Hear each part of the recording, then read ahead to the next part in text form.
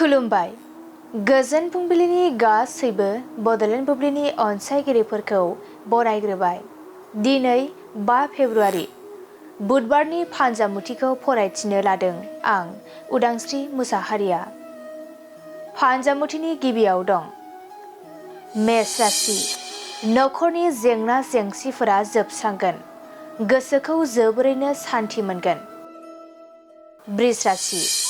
ओरैनो गोबां रांखावरि खहा जानो हागौ। दुखु दाहानि सान जागोन।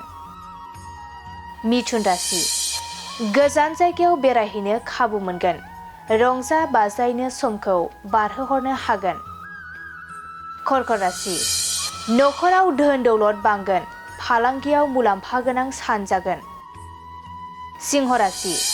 नंखाय बाथ्रानि थाखायनो गावनि आंगोजों दावराव सोमजिगोन। सुथुर जानानै थागोन। कन्या राशि। गावनि अहंखारनि जाहोनावनो धोन जोबस्रांलांगोन। साना जेथो गोनां जागोन। तुला राशि। गोनांथार खामानिनि थाखाय गुबुनजों जगाजग खालामनांगोन। खामानिफोरा जाफुंगोन। वृश्चिक राशि। नोंथाङा गोथार खामानि मावनो हागोन। गोथार सान जागोन। धनु राशि। माबा मोनसे गोरोन्थि हाबा मावफ्लांनो हागौ। गोसोआव गिनाय सोमजिगोन। मकर राशि। नोंथांनि मोजांखौ नुनानै गुबुना हिन जागोन। सुथुरनि गाज्रि नोजोराव गोग्लैगोन। कुम्भ राशि। गोजौ फारसे दावगालांनायाव गुबुननि थुलुंगानाय मोनगोन। थांखिसिम सहैनो हागोन। मीन राशि। मोनखानाय मुवाखौ खोमाना लाफिननांगोन। गोसोआ जोबोरैनो दुखु मोनगोन। दिनै सानसेनि राशि फरायथिनायाबो एसेनोसै। आसा खालामो नोंथांनि दिनैनि साना मोजाङै मोजां थांगोन। बेखौ बड'लेण्ड बुब्लि नखरनिफ्राय मिजिंथिबाय। गोजोन्थों।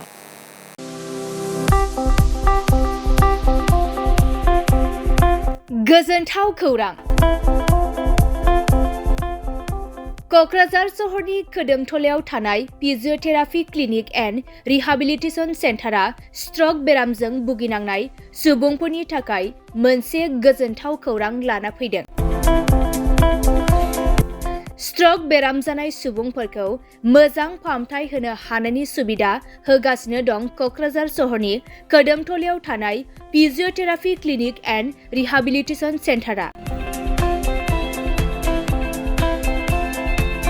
क'क्राझार सहरनि साखाथिनि खोदोमथलायाव थानाय जावा श'रुमजों नांजाबनाय फिजिअथेरापि क्लिनिक एन्ड रिहाबिलिटेसन सेन्टारा रोंगौथि गोनां कनसालटेन्ट फिजिअथेरापि डक्टर शीला बसुमतारीनि सार्भिस होनायाव stroke, sports injury, spondylitis, sciatica pain, joint pain, strain and sprain, frozen shoulder, postural correction, pediatric PT, after surgery, multiple sclerosis, post lung infection, Parkinson's disease, post fractures आरो disc प्रलेप्स आरो slip डिस्कनि बेराम जानायफोरखौ सोखानो हायो। आरो बे फिजिअथेरापि क्लिनिक एन्ड रिहाबिलिटेसन सेन्टारा क'क्राझार सहरनि गेजेरावनो बेरामिनि न'आव थांनानैबो सार्भिस होनो हानायनि सुबिदाखौबो होगासिनो दं। जुदि नोंथाङाबो स्ट्रक बेरामजों भुगिनांना दंब्ला थाबैनो क'क्राझार सहरनि खोदोमथलायाव थानाय फिजिअथेरापि क्लिनिक एन्ड रिहाबिलिटेसन सेन्टाराव थांनानै फाहामथायखौ लानो हागोन। लोगोसे नोंथाङा आबुङै मिथिनो थाखाय 600015976629 एबा 9101439836 जामबुं नम्बराव कल खालामना थोंजों खौरां लानो हागोन।